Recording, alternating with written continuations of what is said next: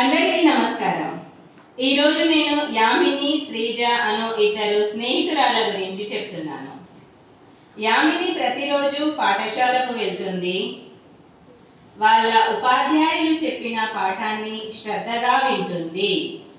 ఆమెకు ఏమైనా సందేహాలు ఉంటే ఆ సందేహ నివృత్తి చేసుకుంటుంది. ప్రతిరోజు ఆమెకు తన ఉపాధ్యాయులు ఇచ్చిన ఇంటి పనిని శ్రద్ధగా చేసుకుంటుంది.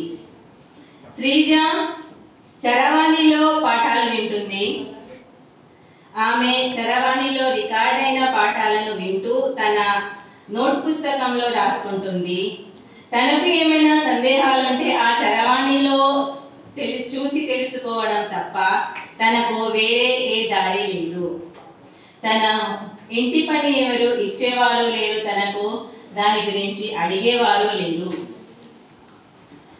యామిని పెద్దవారు వస్తే వాళ్ళకి గౌరవం ఇస్తుంది. ఇది ఆమె తన ఉపాధ్యాయుల దగ్గర నేర్చుకుంది.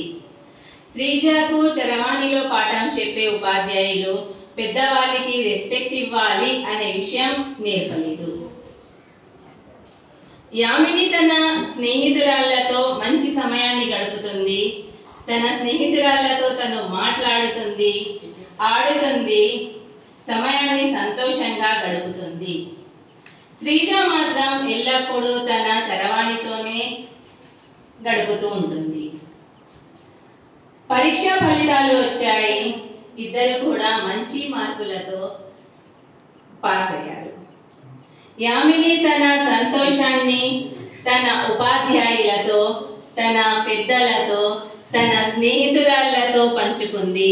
శ్రీజ మాత్రం తను ఒక్కతే ఆ సంతోషాన్ని పంచుకుంది. తనకు పంచుకోవడానికి ఎవరు లేక ఇప్పటికీ కూడా ఆ